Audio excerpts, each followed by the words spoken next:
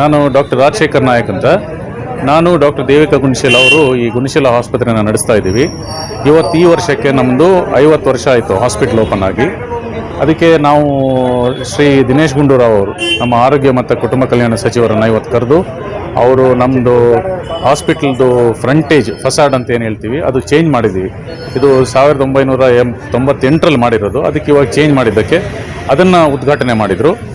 ಅದೇ ಥರ ಒಂದು ಚೈಲ್ಡ್ ಡೆವಲಪ್ಮೆಂಟ್ ಸೆಂಟರ್, ಅಂದರೆ ಹುಟ್ಟಿ ಕೆಲವು ತಿಂಗಳಲ್ಲೇ ಮಕ್ಕಳಿಗೆ ಏನಾದರೂ ಪ್ರಾಬ್ಲಮ್ ಆದರೆ ಅದನ್ನು ನೋಡ್ಕೊಳ್ಳೋಕ್ಕೆ ಮಲ್ಟಿ ಡಿಸಿಪ್ಲಿನರಿ ಟೀಮ್ ಅಂತ ಇರುತ್ತೆ, ಅದನ್ನು ಅವರು ಉದ್ಘಾಟನೆ ಮಾಡಿದರು. ಆಮೇಲೆ ಮೂರನೇದಾಗಿ ಫೇಶಿಯಲ್ ರೆಕಗ್ನಿಷನ್, ಅಂದರೆ ಯಾರಾದರೂ ಈ ಡಿಜಿ ಯಾತ್ರ ಥರ ಫೇಶಿಯಲ್ ರೆಕಗ್ನಿಷನ್ ಸಾಫ್ಟ್ವೇರ್, ಅದು ಪೇಷಂಟ್ಸ್ಗೆ ಬಂದ ತಕ್ಷಣ ಅವ್ರದ್ದು ಒಂದು ಸರಿ ಫೋಟೋ ತಗೊಳ್ತೀವಿ. ನೆಕ್ಸ್ಟ್ ಟೈಮ್ ಅವ್ರು ಬಂದಾಗ ಸುಮ್ಮನೆ ಫೋಟೋ ನೋಡಿದರೆ ಅವ್ರದ್ದು ರಿಜಿಸ್ಟರ್ ಆಗಿಬಿಡುತ್ತೆ, ಪೇಷಂಟ್ ಬಂದಿದ್ದಾರೆ ಅಂತ ನಮಗೆ ತಿಳುವಳಿಕೆ ಬರುತ್ತೆ. ಹಾಗೂ ಅವ್ರದ್ದು ರಿಪೋರ್ಟ್ಸು, ಸ್ಕ್ಯಾನ್ ರಿಪೋರ್ಟ್ಸ್ ಆಗಲಿ, ಬ್ಲಡ್ ರಿಪೋರ್ಟ್ಸ್ ಆಗಲಿ, ಅದೆಲ್ಲ ಅವರೇ ತಗೊಳ್ತಾ ಇದ್ದಾರಂತ ನಾವು ಕನ್ಫರ್ಮ್ ಮಾಡೋದಕ್ಕೆ ಅದು ತುಂಬ ಅನುಕೂಲ ಆಗುತ್ತೆ. ಈ ಥರ ನಾವು ಬೆಂಗಳೂರಲ್ಲಿದ್ದು ಈ ಥರ ಟೆಕ್ನಾಲಜಿಕಲಿ ಅಡ್ವಾನ್ಸ್ಡ್ ಆಗಿದ್ದು ಅದನ್ನು ಟೆಕ್ನಾಲಜಿನ ನಮ್ಮ ಹೆಲ್ತ್ ಕೇರ್ನಲ್ಲಿ ಉಪಯೋಗಿಸೋಣ ಅಂತ ಇದು ಫೇಶಿಯಲ್ ರೆಕಗ್ನಿಷನ್ ಅಂತ, ಅದು ಬೇರೆ, ಅದು ನಮ್ಮ ದಿನೇಶ್ ಗುಂಡೂರಾವ್ ಅವರು ಅದನ್ನು ಉದ್ಘಾಟನೆ ಮಾಡಿದ್ರು. ನಮ್ಮದು ಏನಂದರೆ ನಮ್ಮ ಗುಣಶೀಲ ಹಾಸ್ಪಿಟಲ್ ತುಂಬ ವರ್ಷದಿಂದ ನಾವು ನಡ್ಸ್ಕೊಂಡು ಬಂದಿರೋದ್ರಿಂದ ನಾವು ನಮ್ಮದು ಮುಖ್ಯವಾಗಿ ಸರ್ವಿಸ್ ರಿಲೇಟೆಡ್ ನಮ್ಮದು ಕೆಲಸ, ಮೆಡಿಕಲ್ ಸರ್ವಿಸ್ ನಾವು ಪ್ರೊವೈಡ್ ಮಾಡ್ತೀವಿ, ಅದಕ್ಕೆ ಚಾರ್ಜಸ್ ಮಾಡ್ತೀವಿ.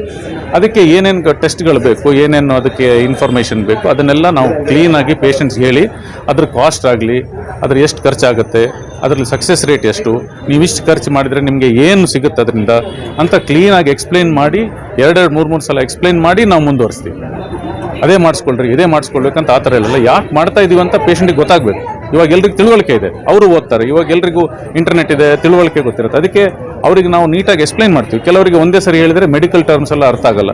ಅದಕ್ಕೆ 2-3 ಸರಿ ನೀವು ತಿಳಿದೇ ಹೋದರೆ ಹೇಳಿ, ಇದು ಟೆಸ್ಟ್ ಯಾಕೆ ಮಾಡ್ತಾ ಇದ್ದೀವಿ, ಕಾಸ್ಟ್ಲಿ ಟೆಸ್ಟ್ ಇದು ಯಾಕೆ ಮಾಡ್ತಾ ಇದ್ದೀವಿ, ಈ ಟೆಸ್ಟ್ಗೆ 2,000 ರೂಪಾಯಿ ಆಗುತ್ತೆ, ಯಾಕೆ ಈ ಥರ ಮಾಡಬೇಕು, ನಿಮ್ಮಿಂದ ಏನು ಅನುಕೂಲ ಆಗುತ್ತೆ ಅದು ಮಾಡಿದರೆ, ಅದನ್ನು ನಾವು ಮುಖ್ಯವಾಗಿ ಅವ್ರಿಗೆ ಎಕ್ಸ್ಪ್ಲೈನ್ ಮಾಡಬೇಕು ಪೇಷಂಟ್ಸ್ಗೆ. ಈಗ ಪೇಷಂಟ್ಸ್ ನಮ್ಮ ಹಾಸ್ಪಿಟ್ಲಿಗೆ ಬರೋರಾಗಲಿ, ನಮ್ಮ ರಿಲೇಟಿವ್ಸ್ ಆಗಲಿ ಒಂದೇ ಥರ ನಾವು ಟ್ರೀಟ್ಮೆಂಟ್ ಕೊಡ್ತೀವಿ. ನಮ್ಮದು ಮೆಡಿಕಲ್ ಸರ್ವಿಸ್ ದೃಷ್ಟಿಯಿಂದ ನಾವು ಈ ಹಾಸ್ಪಿಟಲ್ನ ನಡೆಸ್ಕೊಂಡು ಬಂದಿದ್ದೀವಿ. ದೇವ್ರ ದಯೆಯಿಂದ 50 ವರ್ಷ ನಾವು ನಡೆಸಿದ್ದೀವಿ.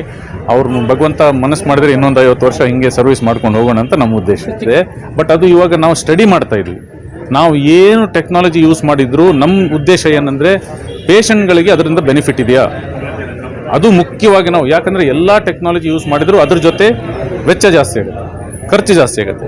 ಆ ಖರ್ಚಿಗೆ ಅವ್ರಿಗೆ ತಕ್ಕಂತೆ ಅವರಿಗೆ ಅನುಕೂಲ ಆಗುತ್ತಾ, ಅವರಿಗೆ ಸಕ್ಸಸ್ ರೇಟ್ ಜಾಸ್ತಿ ಆಗುತ್ತಾ, ಅವ್ರಿಗೆ ಏನು ಥರ ಅನುಕೂಲ ಆಗುತ್ತೆ ಅಂತ ಅದು ನಾವು ಸ್ಟಡಿ ಮಾಡಿ ಅದನ್ನು ಪೇಷಂಟ್ಸ್ಗೆ ಎಕ್ಸ್ಪ್ಲೈನ್ ಮಾಡಿ, ಅದು ನಮ್ಮ ಕರ್ತವ್ಯ, ನಮ್ಮ ಜವಾಬ್ದಾರಿ ಅದು. ಯಾಕಂದರೆ ಎಲ್ಲ ಕಡೆ ಏನೇನೋ ಟೆಕ್ನಾಲಜಿ ಬರ್ತವೆ, ಅದನ್ನೆಲ್ಲ ಹಾಕ್ಬಿಟ್ಟು ಅವರಿಗೆ ಬಿರಿ ಖರ್ಚು ಮಾಡಿಸ್ಬಿಟ್ಟು ಕೊನೆಗೆ ಅವ್ರಿಗೆ ಬೆನಿಫಿಟ್ ಇಲ್ಲದೋದ್ರೆ ಯಾಕೆ ಮಾಡಬೇಕು ನಾವು ಆ ಥರದವ್ರು. ಖಂಡಿತ ಬೆನಿಫಿಟ್ ಇತ್ತು ಅಂತ ನಮಗೆ ಕನ್ವಿನ್ಸ್ ಆದರೆ, ಸೈಂಟಿಫಿಕಲಿ ಕನ್ವಿನ್ಸ್ ಆದರೆ, ನೋಡ್ರಿ ಈ ಥರ ಮಾಡಿದರೆ ನಿಮ್ಗೆ ಅನುಕೂಲ ಆಗುತ್ತೆ. ಆಯಿತು, ನಿಮ್ಗೆ ಇದು ಎಫೋರ್ಡೆಬಿಲಿಟಿ ಇಲ್ವಾ, ಪರವಾಗಿಲ್ಲ, ನಾವು ಹಳೆ ಕಾಲದಲ್ಲಿ ಹೆಂಗೆ ಮಾಡ್ತಾ ಇದ್ವಿ ವಿದೌಟ್ ಟೆಕ್ನಾಲಜಿ, ಅದು ಇದೆ ನಮ್ಮ ಹತ್ರ. ಯಾಕಂದರೆ ಸಾಕಷ್ಟು ಅನುಭವ ಇದೆ ನಮಗೆ, 25 ವರ್ಷದ 50 ವರ್ಷದ ಅನುಭವ ಇದೆ, ಅದನ್ನು ಉಪಯೋಗಿಸ್ತೀವಿ. ಯಾಕೆ 20 ವರ್ಷದಿಂದ ಎಲ್ಲಿತ್ತು ಟೆಕ್ನಾಲಜಿ, ಇವಾಗ ಬಂದಿದೆ. ಸೊ ಆ ಥರ ನಾವು ಆ ದೃಷ್ಟಿಯಿಂದ ನಡ್ಸ್ಕೊಂಡು ಬಂದಿದ್ದೇವೆ ನಾವು.